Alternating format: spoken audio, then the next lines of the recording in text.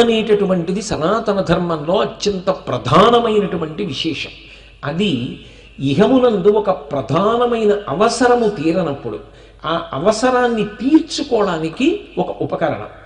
అంతేకాదు, అదే యజ్ఞము తన శరీర పతనానంతరము ఊర్ధ్వలోకవాసమును అందించగలిగినటువంటి గొప్ప పుణ్య విశేషాన్ని కట్టబడుతుంది. ఎందుకంటే శతక్రతు నివాసీ నన్నాగరాజస్య మూర్ధని అంటారు రామాయణంలో. 100 యజ్ఞములు చేసినటువంటి వాడు ఇంద్ర పదవిని అలంకరిస్తాడు.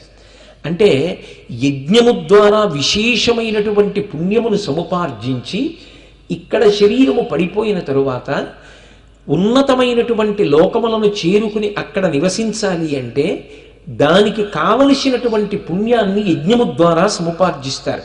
అందుకే ఉన్నత లోకవాసమునకు యజ్ఞము ఉపకరణము.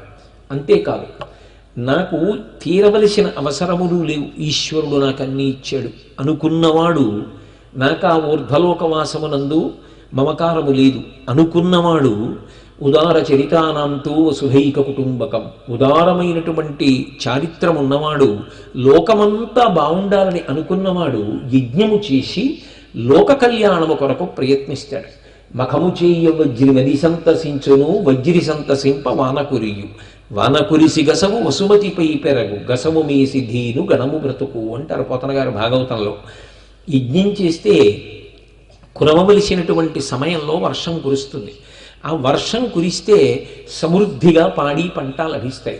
పాడి పంట లభిస్తే శం ద్విపదే శం చతుష్పదే, 2 కాళ్ళున్నటువంటి మనుష్యులే కాదు 4 కాళ్ళున్నటువంటి జంతువులు కూడా సంతోషంగా ప్రాణములను నిలబెట్టుకుని జీవనం చేస్తాయి.